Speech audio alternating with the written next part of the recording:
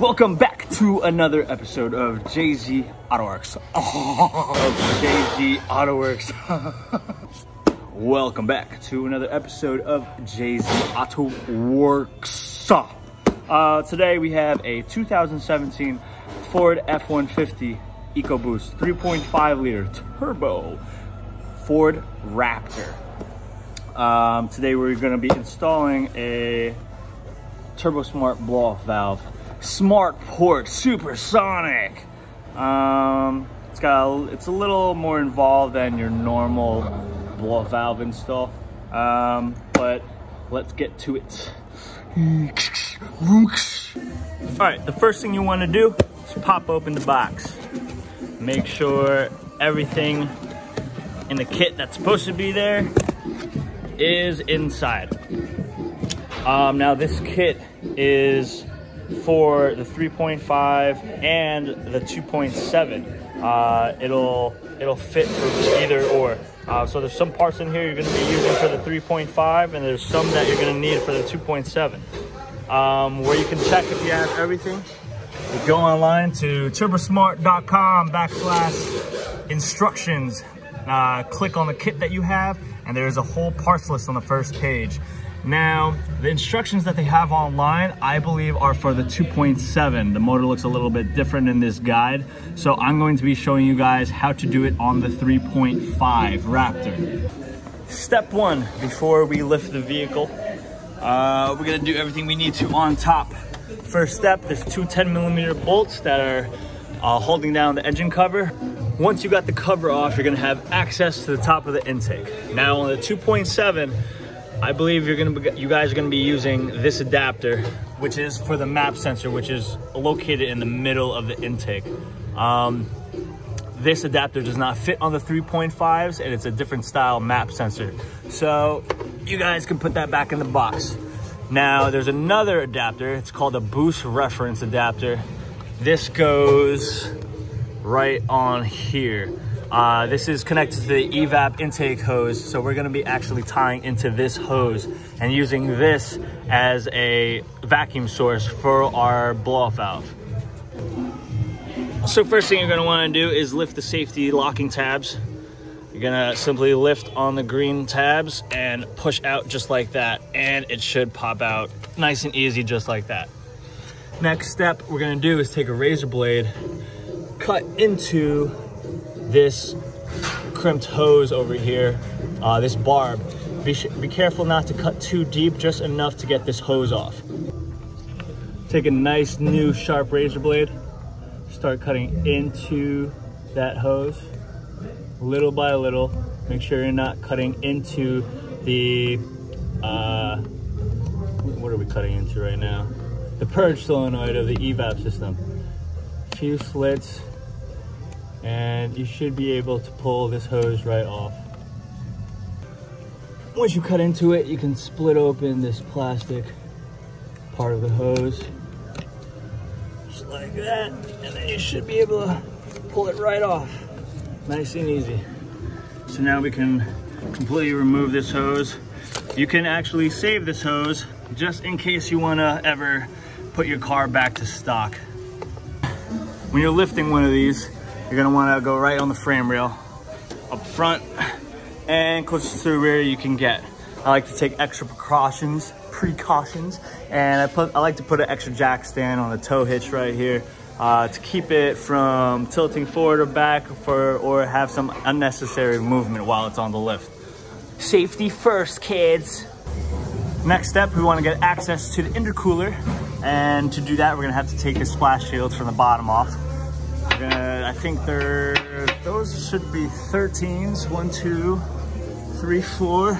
I got 15s back here, 1 and 2 there.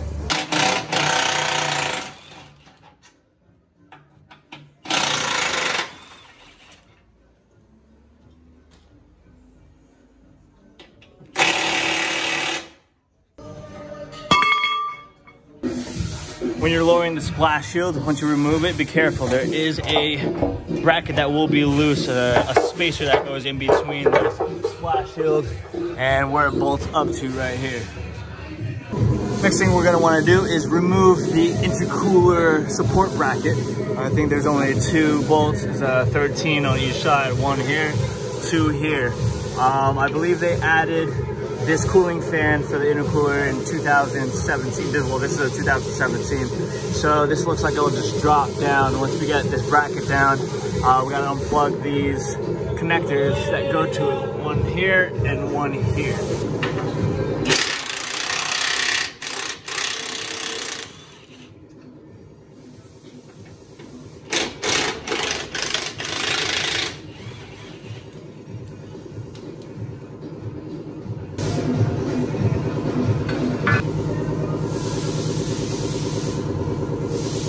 All right, now for the cooling fan, you don't have to disconnect all the connectors. There's actually 3 of them. There's 1 there, there's 1 up there, and there's this main plug here. You only have to disconnect the main plug. Now once that intercooler support bracket is free, you can actually move back the intercooler and sneak out the intercooler cooling fan.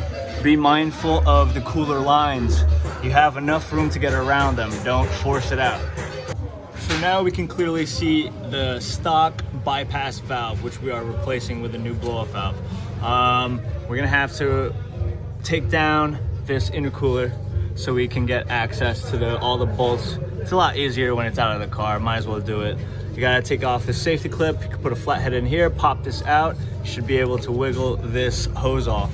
And then on the other side, you have 1 and 2 hoses. So loosen up those clamps and remove that away. And from there, you're gonna be able to drop down the front intercooler. Careful not to drop it on the floor.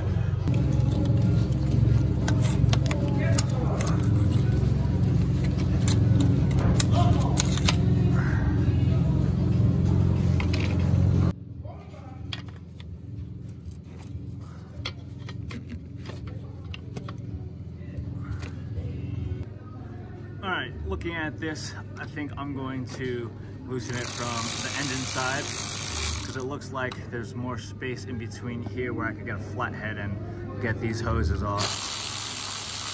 These hose clamps, by the way, are 7mm, not 8s. All right, I got those clamps loose, got the hoses slightly off. I have it hanging there because we still have to disconnect the vacuum hose for the bypass valve, well, the recirculation hose, I'm sorry, and the connector for it. For this clip, you're gonna just turn it counterclockwise to the left and it should pop right out. I just did that with 1 hand, see? And now the electrical connector, it's just this regular squeeze and pull, tab, and that pulls right out. So now we're actually ready to drop this down.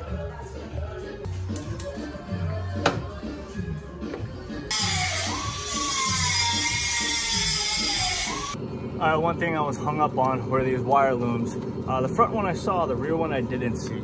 It's in the back up here. It goes right there. So once you get it down, just be careful not to tug on anything. You can get to that clip easily once the intercooler is hanging down. With the intercooler removed, we have perfect access to the original bypass valve. We're gonna remove this 1 screw. It's 8mm. We're gonna save this bolt. We're gonna need it for when we install the blow-off valve. And what we're gonna do is give it a twist counterclockwise until it pops out, just like that. All right, first thing we're gonna do now, before we continue, is pre-assemble the blow-off valve assembly. First thing we're going to do is we're going to loosely install the hold down bracket. And it's gonna go this way. We're going to take the included bolt and lock washer. Gonna just hand tighten it in to the adapter. If I can get it started.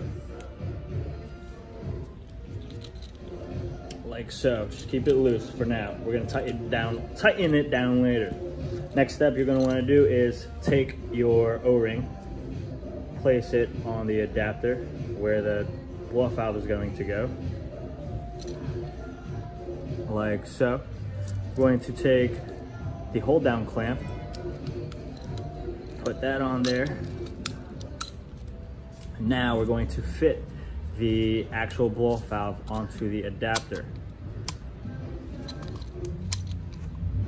Spread open the hold down clamp, make sure they're both in there together, and looks like we're good. So now we're ready to throw this onto the intercooler. All right, this is something I like to do is before installing any O-rings, I like to coat them very lightly with motor oil. This just makes sure it goes in nice and smoothly, and it doesn't hurt the O-ring going in. So to install this, we're gonna do the complete opposite. We're gonna place this in there just like that, and then rotate it clockwise. And then this bracket should line up with that hole. And at this point now we can tighten down this hold down bracket. This just ensures that if we do any hard driving that this doesn't back out, so this will stay in place. We can tighten that down. We're gonna wanna make sure the release valve is pointed downward a little bit, so in case any debris get on top, it doesn't pile up on here, so it just falls out. So we're gonna wanna do that, and then we'll be able to tighten down the clamp as well. Now remember that bolt, when we unbolted the old bypass valve, we're gonna reuse it. We're gonna line the bolts up, gonna tie this down.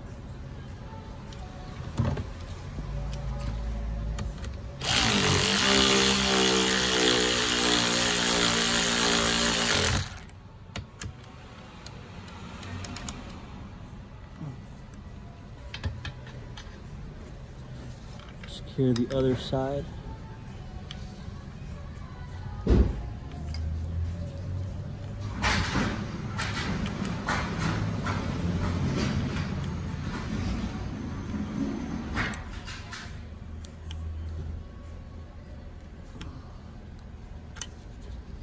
And finally, tighten up the actual blow-off valve to the adapter.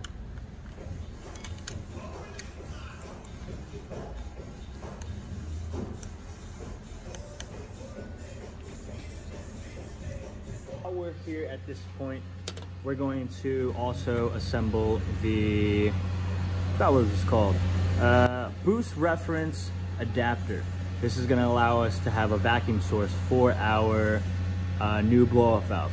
So what we're going to do, there's 3 ports, 1, 2, 3. We're going to be using 1 and 3. The middle one is an extra, just in case if you guys ever want to add a boost gauge or anything that needs vacuum, you can add another one. We're going to want to use some thread sealant.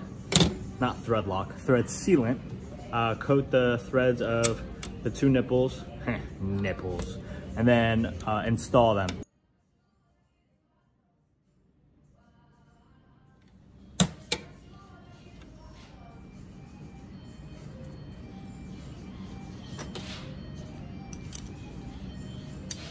Gonna want to snug it. For some reason, our block screw, there's something wrong with the threads and it's not screwing all the way in as far as I'd like it to.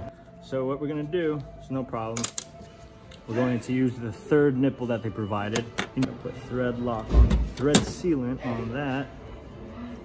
And then we're gonna just use this with a vacuum cap, which they don't provide, but I have that laying around somewhere. So no problem. Perfect.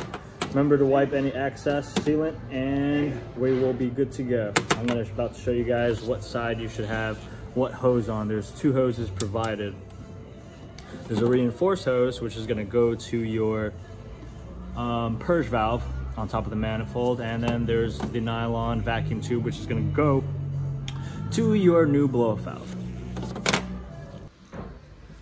So now the way the hose goes, you're gonna want this one leading to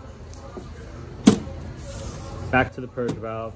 You're gonna want to use the nylon, the longer hose, the one that's not reinforced on the other side, and this is going to go towards, it would have been smart if I put the clamps first, right? So put the clamp, so they provide a screw clamp that'll go on this side, and then regular pressure clamps that you can use for the nylon side. And I did it again. There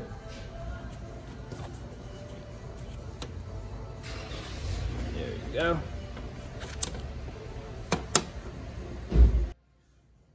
Now, if any of you come across a problem like I did, where the block screw was not going in for some reason, threads were damaged, I guess, you can use the third nipple that they provided. Then simply put a vacuum cap right over it, like so, and voila, problem solved. So we went ahead and reinstalled the intercooler. We got the charge pipes reinstalled, hose clamps are tightened. We installed this hose with the locking clip. Next thing you're going to want to do is, the kit provides a bypass wire. What this does is trick the computer, the car's computer, to thinking that the bypass valve is still there. Without this thing, you will have a check engine light. So it's cool that they included that. Next thing you want to do too is the recirculating hose. They provide a block off. You're gonna insert that and turn the locking clip same way you took it off. There you go. And it locks in place. And now that's not gonna. And just as a safety measure, because this recirculating hose, not connected to anything, was too close to the pulley for comfort for me. So I ended up zip tying it loosely to the hose for the intercooler. All right, next step, one of the last few steps, before you put together the lower splash shield, you're gonna connect our boost reference adapter onto the vacuum port that we took the evap hose off. Slide it on. And now be mindful of this very tiny clip that you can easily lose. Gonna slide it on carefully. Just like so. Just like so. I needed two hands for that, sorry. And now this hose, they give you a little bit of extra length just in case you wanted to route it a different way, but I'm just gonna put it back in the original looms. I'm gonna cut it to length right there. For this is a very tight fit, so you're gonna wanna use two hands, carefully place it on the purge valve without breaking. You don't wanna break this right here. You don't wanna break the purge valve. So we're gonna cut it, and this won't need a clamp since it's so tight. It's not gonna back off or anything. All right, we've got that nicely secured. Turbo Smart says you don't need a clamp on there, but you know what? Second of all, I'm just gonna be safe and then put a clamp on there later on. Next thing you wanna do is feed the nylon vacuum hose through the front of the engine towards where your new blow-off valve is. So you're gonna sneak it down there. And then raise the vehicle one more time. Plug up that vacuum line to your blow-off valve. And then you're gonna wanna, before you bolt everything together, put all the covers on, you're gonna wanna turn on the engine and test your new blow-off valve.